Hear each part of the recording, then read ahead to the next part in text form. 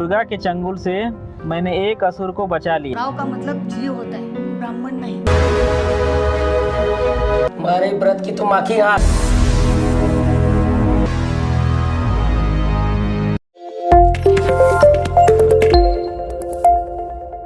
इनको सबसे ज्यादा तकलीफ किन लोगों से है? बोलने से ज्यादा लिखने वालों से है। और उनसे तकलीफ है जो वास्तव में पुरानी चीजें, यानी कि जो सही ऐतिहासिक तथ्य हैं उनको निकाल करके लाने की कोशिश करते हैं, तो उनसे तकलीफ हो जाती है। विकास दिव्य कीर्ति पहली बार ऐसा नहीं है। विकास दिव्य कीर्ति अपने क्लासेस में गलत चीज नहीं बता रहे हैं, वो बता रहे हैं जो वास्तविक में ऐसा ऐतिहासिक तथ्य है। अब संबुकवध का जब उन्होंने उल्लेख किया तो संबुकवध उन्होंने तो नहीं लिखा है, आपके रामायण के अंदर उसका उल्लेख है, तो उन्होंने वही बता दिया कि भाई शंभु को उल्टा होकर के तपस्या कर रहा था, तो इसीलिए उसका गला काट दिया गया कि राज्य में शांति हो।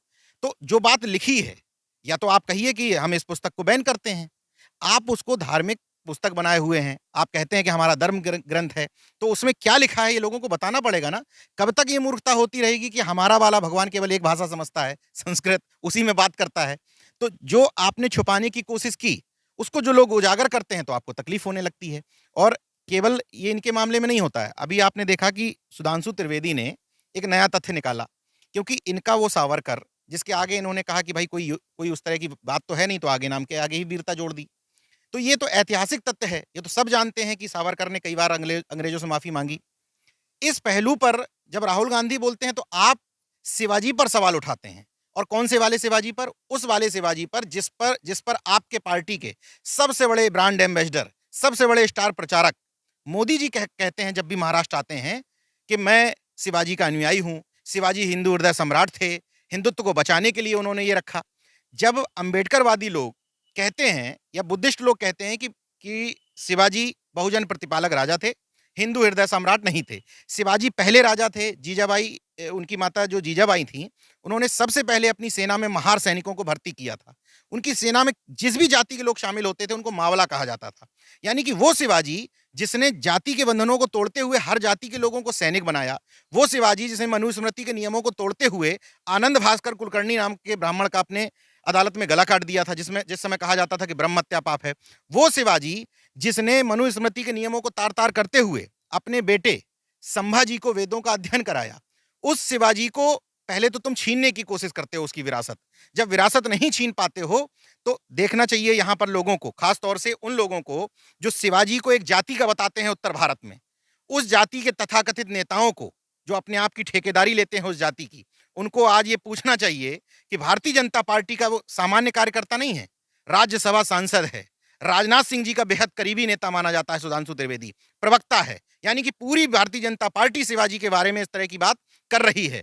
तो इस जाति के जो छुपे हुए गुलाम नेता हो चुके हैं उनको ये पूछना चाहिए अपनी पार्टी से और सवाल करना चाहिए कि शिवाजी वास्तव में तुम्हारी नजर में हिंदू हृदय सम्राट थे या सावरकर की तरह माफी वीर थे।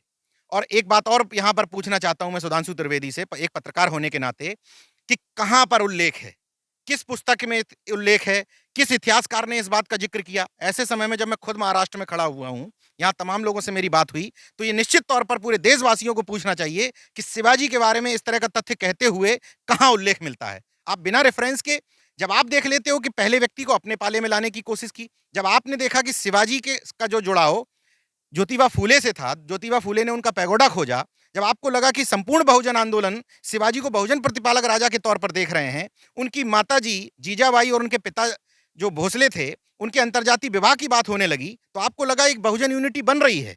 तो जिस शिवाजी को आप छीनने की कोशिश कर रहे थे, आप उसी के ऊपर अब लांछन और दाग लगाने लगे। ऐसा क्यों हुआ? ऐसा इसलिए हुआ, या पहले आपने जो विकास दिव्य कीर्ति की बात की, ऐसा इसलिए हुआ क्योंकि हम लोगों ने लिखा पढ़ा नहीं। पढ़ तो लिया लेकिन लिखा नहीं। बहुत सारे लोग ऐसे हैं जो लिखे पढ़े नहीं हैं, और उनमें से भी वो लोग हैं जो पढ़ तो गए लेकिन लिखा नहीं। जब आप अपना इतिहास नहीं लिखेंगे तो दूसरे का जो मन होगा वो लिखेगा।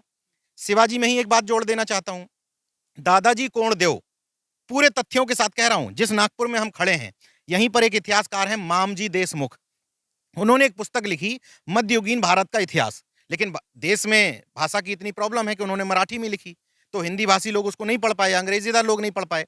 उसमें उन्होंने स्पष्ट तौर पर उल्लेख किया है कि दादाजी कोंडदेव या समर्थ गुरु रामदास जैसा कोई व्यक्ति शिवाजी के साथ नहीं था। ये विरासत को छीनने की कोशिश होती है। जैसे उन्होंने कहा कि चंद्रगुप्त मौर्य महान कैसे हुए? क्योंकि चंद्रगुप्त मौर्य के साथ उन्होंने जोड़ दिया कि चाणक्य उनके साथ थे, जबकि कहीं उल्लेख नहीं मिलता किसी भी विदेशी लेखक ने या उस समय के जितने भी यहाँ आए थे विदेशी अ, लोग इधर अध्ययन करने, उनमें कहीं उल्लेख नहीं मिलता है कि चाणक्य का नाम जुड़ा हो चंद्रगुप्त के साथ। वैसे ही कबीर कबीर महान कैसे हुए? जिन लोगों को ये नहीं पता कि कबीर का जन्म कब हुआ था, वो कभी उसकी सन नहीं खोज पाए, उन्होंने खोज लिया कि विधवा ब्राह्मणी के गर्भ से हुआ था। कौन सा डीएनए टेस्ट कराया तुमने? तो जहां ये समझ लेते हैं कि ये बहुजन कॉन्सेप्ट के व्यक्ति को हम खत्म नहीं कर सकते, तो पहले तो अपनी बात थोपने की कोशिश करते हैं। जब उसके एक स्टेप बढ़ते हुए समझ में आता है खत्म नहीं कर सकते, तो फिर तथागत बुद्ध को विष्णु का अवतार घोषित कर देते हैं, और जब अवतार घोषित करने से भी नहीं होता है तो फिर लांछन लगाने लगते हैं। तो शिवाजी के ऊपर जो ये बात हो रही है, लांछन लगाने की प्रक्रिया है।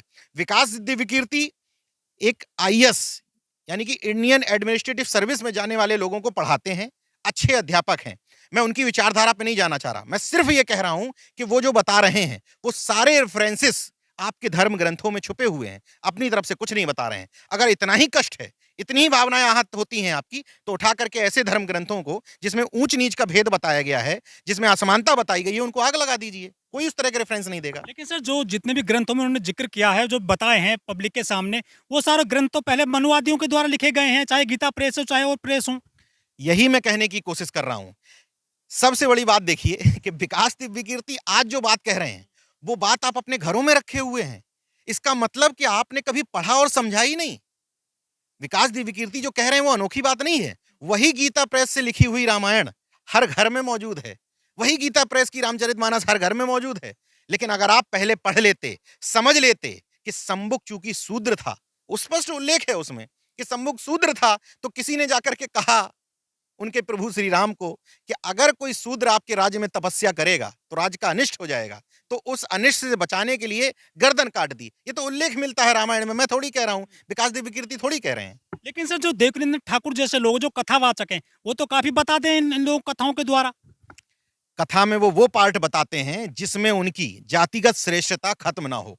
मैं चुनौती दे रहा हूं और दावे के साथ कह रहा हूं कि ज्यादातर कथावाचकों का, मैं तमाम इन मध्य प्रदेश में जितने कथावाचक हैं, पूरे देश में जितने कथावाचक हैं, मैं ज्यादातर का अध्ययन करता हूं। घुमा फिरा करके उनका असली मकसद उन कथा मंचों से अपने जाति वर्चस्व को बनाए रखना होता है। कथा में वो उतना पार्ट बताते हैं जितने पार्ट से उनका धंधा चल जाए, उतना पार्ट बताते हैं जितने पार्ट से लोग अंधविश्वास, पाखंड, इन सब में पड़े रहें। इसलिए क्योंकि लोग जागरूक हो जाएंगे, सवाल करने लग जाएंगे, तो वो ये समझ जाएंगे ना कि शंभु की कहानी क्या थी और सबरी की कहानी क्या थी, उनको सब पता लगने लग जाएगा। तो उतना पार्ट बताते हैं जिसमें उनका धंधा मंदा ना पड़े। लेकिन जो ये सारी रामायण वगैरह हैं, ये तो कुछ लोग कहते हैं कि असली रामायण जो वाल्मीकि की है, कुछ लोग कहते हैं कि रामचरितमानस की तुलसीदास जी की है, कुछ कह रहे हैं रामलला यादव की है। कौन सी बढ़िया मानते हैं आप रामायण? ये तो इनसे पूछना चाहिए ठेकेदारों से। भाई हम तो ना रामायण मानते हैं ना रामचरित मानते हैं, हम तो संवैधानिक लोग हैं। संविधान से देश चल रहा है, उसी की आर्टिकल से चल रहा है, तो हम तो संविधान को मानने वाले लोग हैं। जो लोग इन धार्मिक पुस्तकों को मानने वाले लोग हैं, उनसे पूछा जाए कि भाई कौन सी वाली कहानी असली है। कंबोडिया में अलग कहानी है, देश में, अपने देश में बात कर रहा हूं, विदेश की छोड़ दीजिए, श्रीलंका की जो कहानी है वो छोड़ दीजिए। देश में दक्षिण भारत की अलग रामायण है, उत्तर भारत की अलग रामायण है, अपने देश में कम से कम 10 तरह की रामायण है। तो कौन सी वाली कहानी असली है? इसीलिए इसी बीच में आपने खुद ही बात कह दी कि पेरियार रामास्वामी नायकर ने लिखा सच्ची रामायण, और फिर पेरियार ललई यादव ने लिख दिया सच्ची रामायण की कुंजी। मतलब उसमें रेफरेंसेस भी बता दिए उन्होंने कि कहां कहां तुमने उल्लेख गलत किए हैं, और उन उल्लेखों पर उन्होंने सच्ची रामायण लिख दी। तो भाई इन पाखंडियों से पूछना चाहिए कि मैं अगर धर्म भीरू व्यक्ति हूं तो मैं पूछना चाहता हूं कि भाई कौन सी रामायण पढ़ें जिसमें सच्चाई का वर्णन हो। इसलिए क्योंकि आपने तो 20 तरह की रामायण हमें बता दी, तो फिर हम किसको असली माने, किसको माने कि वास्तविक धर्म ग्रंथ है? ये तो इन्हीं से सवाल होना चाहिए। लेकिन जो तुलसीदास जी की रामायण है, उसमें तो कहा गया कि ढोल गवार शूद्र पशुनवारी ये सब ताड़न के अधिकारी, वहां तो महिलाओं को नीचा दिखाने की बात की गई जो रामायण है उनकी, तुलसीदास जी की। हाँ, ये बात फैक्ट है। तुलसीदास की रामचरितमानस में जो लिखा है, और वो लोग उसको घर में रखे हुए हैं, पूछते हैं, जब वो कहते हैं तो कहते हैं कि इसका दूसरे तरीके से अर्थ बताया गया है। अब ढोल गवार शूद्र पशु नारी, इनके अर्थ किसी भी भाषा में कोई दूसरे अर्थ तो है नहीं, और सकल ताड़न के अधिकारी, ताड़न का भी कोई दूसरा अर्थ समझ में नहीं आता है। तो भाई मैं पूछना चाहता हूं विद्वान लोगों से कि कौन सा वो दूसरा अर्थ है जो लोगों को नहीं बताया जा रहा है। और जब आप इनके असली ग्रंथ मनुस्मृति को समझते हैं जिसका विधान ये देश में चलाना चाहते हैं। जब हिंदू राष्ट्र बनाने की परिकल्पना की बात आती है तो वहां भी मनुस्मृति के शासन की बात आती है। तो मनुस्मृति के शासन में जिस तरह की बातें लिखी हुई हैं उसमें स्पष्ट तौर पर झलकता है कि ये ढोल गवार शूद्र पशु और नारी को एक जैसा रखते थे। उस समय मत देखिए, अभी उत्तर प्रदेश में जो शासन चल रहा है उस शासन में ही आप देख लीजिए कि महिला का कोई स्थान नहीं है। महिला चीफ सेक्रेटरी नहीं हो सकती, महिला डीजीपी नहीं हो सकती। तो वो उसको फॉलो कर रहे हैं। और जैसे उस समय जो वर्ण व्यवस्था का क्रम था, वो आप उत्तर प्रदेश की राजनीति में वर्ण व्यवस्था का क्रम देखेंगे। राजपूत उस समय राजा होता था, तो आज उत्तर प्रदेश में भी राजपूत सीएम है। उस समय उनका जो सेनापति होता था वो भी उन्हीं की बिरादरी का होता था, ठाकुर जाति का।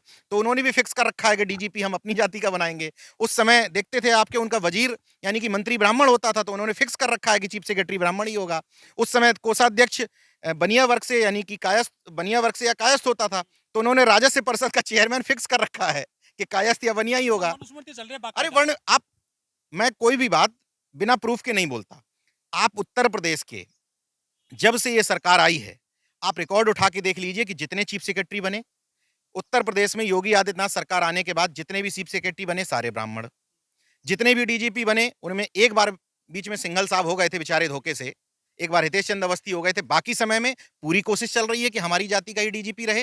राजस्व परिषद के चेयरमैन में आप उठा के देख लीजिए, जब से बीजेपी सरकार है या तो कायस्थ है या फिर बनिया है, और राजा तो बैठे ही हुए हैं। ठाकुरी राजाओं को ठाकुर को ही पूजा होगी उत्तर प्रदेश में चल रहा है बाकायदा।